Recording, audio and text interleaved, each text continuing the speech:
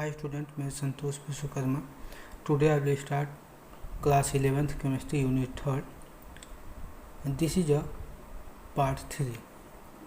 In part 2 I will discuss periodic trends in physical properties, in which I will study atomic radius and ionic radius. Today I will start a new topic, electron gain enthalpy. So this is a part 3, electron gain enthalpy or electron affinity. Here enthalpy means energy. Electron gain enthalpy or electron affinity is my today topics. So what is the electron gain enthalpy or electron affinity? Suppose you have neutral elements and neutral elements absorb an electron or more electron and change in negatively charged. तो this is called electron gain enthalpy. I means अगर बताना चाहें इसको अपने language में, तो अगर कोई एटम है, न्यूट्रल एटम है, अगर वो इलेक्ट्रॉन को गेन करता है, इलेक्ट्रॉन को एब्जॉर्ब करता है, तो उस समय उसको उस एटम को हम बोलेंगे इलेक्ट्रॉन गेन. मतलब वो एटम क्या करता है, इलेक्ट्रॉन को गेन कर रहा है. तो इसको हम अगर दूसरे सेंस में पढ़ें तो इलेक्ट्रॉन एफिनिटी का मतलब होता है लविंग फॉर इलेक्ट्रॉन्स. तो लिख सकते हैं कि electron affinity means, in simple language, electron affinity means loving for electrons. मतलब जो भी एटम इलेक्ट्रॉन को लव करे उसी को इलेक्ट्रॉन एफिनिटी या इलेक्ट्रॉन गेन एंथैल्पी बोलते हैं. आप केमिस्ट्री में जानते हैं, अगर कोई एलिमेंट है, अगर किसी इलेक्ट्रॉन को गेन कर रहा है यानी इलेक्ट्रॉन को ले रहा है, तो उसके ऊपर निगेटिव चार्ज आएगा. तो उसी को हम बोलते हैं इलेक्ट्रॉन गेन एंथैल्पी या इलेक्ट्रॉन एफिनिटी. अगर सपोज आप ये भी पूछ सकते हैं कि अगर वही एलिमेंट इलेक्ट्रॉन लूज भी तो कर सकता है. अगर इलेक्ट्रॉन लूज करता है तो उसका नाम हम अलग देते हैं, उसको हम आगे पढ़ेंगे, आगे की टॉपिक्स में पढ़ेंगे. फिलहाल electron affinity. Electron affinity means होती है लविंग फॉर इलेक्ट्रॉन. अगर पीरियोडिक टेबल की बात करें तो पीरियोडिक टेबल में ग्रुप 17 होती है. आपको हम पीरियोडिक टेबल दिखाए थे ग्रुप 17. तो ग्रुप 17 में जो है, ग्रुप 17 को हम हैलोजन फैमिली के नाम से जानते हैं. यानी कि ग्रुप 17 का जो हैलोजन फैमिली होता है वो सबसे पूरे पीरियोडिक टेबल में उसकी इलेक्ट्रॉन एफिनिटी सबसे बेटर होती है, सबसे बढ़िया होती है इलेक्ट्रॉन एफिनिटी. अगर इलेक्ट्रॉन एफिनिटी की बात किया जाए तो क्लोरीन की इलेक्ट्रॉन एफिनिटी सबसे ज़्यादा होती है. क्लोरीन की जितना हमने अभी आपको बताया वो सारी चीज़ें यहाँ पे हमने मेंशन कर लिया है. ये लिखा है कि when an electron is added to neutral atom, यानी कि हर एक एटम इलेक्ट्रिकली न्यूट्रल ही होता है.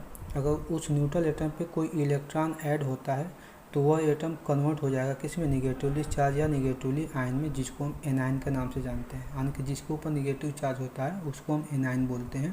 तो this is called electron gain enthalpy या इलेक्ट्रॉन एफिनिटी.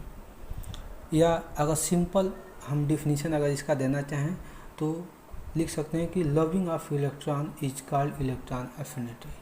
सिंपल लैंग्वेज में, इन सिंपल लैंग्वेज में इसका डिफिनेशन दे सकते हैं कि loving of electron is called electron affinity या इलेक्ट्रॉन गेन एंथैल्पी. सपोज आपके पास एक एलिमेंट है ये एक्स. अगर यह इलेक्ट्रॉन ले रहा है, इलेक्ट्रॉन मतलब ई निगेटिव मतलब इलेक्ट्रॉन्स, अगर ये ले रहा है तो इस पे ये एक्स पे क्या हो जाएगा, निगेटिव चार्ज आ जाएगा. यानी कि इसको बोलेंगे हम एनायन, इसका नाम देंगे. अगर पॉजिटिव चार्ज होता है तो हम देते कैटायन. तो पॉजिटिव चार्ज में इलेक्ट्रॉन लूज होता है, इलेक्ट्रॉन गेन नहीं होता है. लेकिन यहाँ पे इलेक्ट्रॉन गेन हो रहा है तो इसको बोलेंगे, इस पे आ जाएगा निगेटिव चार्ज. कोई एलिमेंट है, न्यूट्रल एलिमेंट मान सकते हैं ये इसको. तो अगर इलेक्ट्रॉन गेन एंथैल्पी की बात की जाए या इलेक्ट्रॉन एफिनिटी की बात किया जाए तो इसको हम डिनोट करते हैं. कैसे देख लेते हैं. इलेक्ट्रॉन देखिएगा, इसे हम कैसे इलेक्ट्रॉन गेन एंथैल्पी या इलेक्ट्रॉन एफिनिटी को हम डेल EgH. देखिए डेल EgH मतलब होता है, देखिए डेल Eg मतलब इलेक्ट्रॉन, G मतलब गेन, H मतलब एंथैल्पी. तो इलेक्ट्रॉन गेन एंथैल्पी का सिंबल है ये, इसको ऐसे डिनोट करते हैं. या तो ऐसे करें या हम EA मतलब इलेक्ट्रॉन, A मतलब एफिनिटी, हम इससे भी इसको हम डिनोट कर सकते हैं. अगर हम पीरियोडिक टेबल की बात करें तो ग्रुप 17 को हम हैलोजन फैमिली बोलते हैं.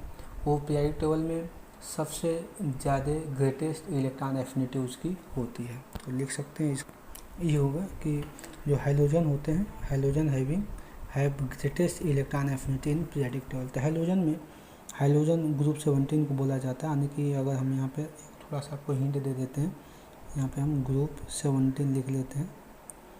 इसमें क्लोरीन, ब्रोमीन, यहाँ पे पहले fluorine, chlorine, bromine, iodine and एंट्रेस्टाइन, ये इतने सारे एलिमेंट्स आते हैं यानी ग्रुप 17। इसी को हम हाइलोजन बोलते हैं, हाइलोजन, इसी का नाम है हाइलोजन। देखिएगा, इसी का नाम है हाइलोजन। फिर कल बाहर आई आंटी, या फिर कल बाहर आई, ठीक है। तो आप ऐसे भी इसको याद कर सकते हैं। याद करने का बहुत सारे तरीके हैं जो हम जैसे जैसे ये टॉपिक्स आते रहेंगे आपको बताते रहेंगे। तो ये सब इलेक्ट्रॉन एफिनिटी को सबसे ज़्यादा शो करते हैं, क्योंकि इनके आउटर सेल में इनके आउटर सेल में क्या होते हैं कि 7 इलेक्ट्रॉन होते हैं, और 7 इलेक्ट्रॉन होने की वजह से इनका ऑक्टेट कंप्लीट नहीं होता है। तो इसलिए इनको 1 इलेक्ट्रॉन क्या होते हैं कि ये गेन करते हैं। तो 1 इलेक्ट्रॉन गेन करेंगे तो इनकी इलेक्ट्रॉन गेन एंथैल्पी ज़्यादा हो जाती है। अगर इसमें देखा जाए तो क्लोरीन की इलेक्ट्रॉन गेन एंथैल्पी ज़्यादा होती है। तो लिख सकते हैं कि इन हाइलोजन फैमिली इन हाइलोजन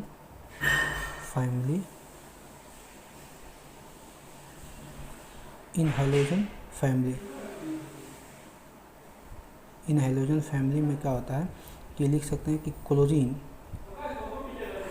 यानी कि Cl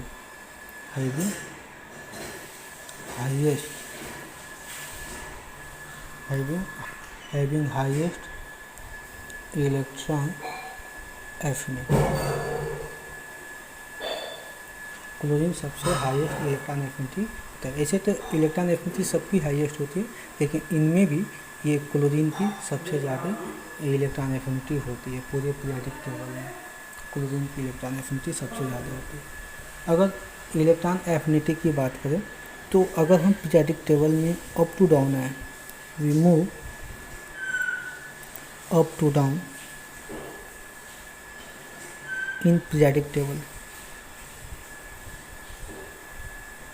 इन ग्रुप लिख सकते हैं, in group we move up to down in group in periodic table of periodic table लिख सकते हैं ऑफ पीरियोडिक टेबल। अगर पीरियोडिक टेबल में हम अप टू डाउन मूव करेंगे तो क्या होता है तो देख लेते हैं। अगर इलेक्ट्रॉन एफिनिटी यानी ई मतलब इलेक्ट्रॉन एफिनिटी ये डायरेक्टली प्रोपोर्शनल टू 1/r, ये फार्मूला होता है इलेक्ट्रॉन एफिनिटी का। ये इलेक्ट्रॉन एफिनिटी का फार्मूला होता है। इलेक्ट्रॉन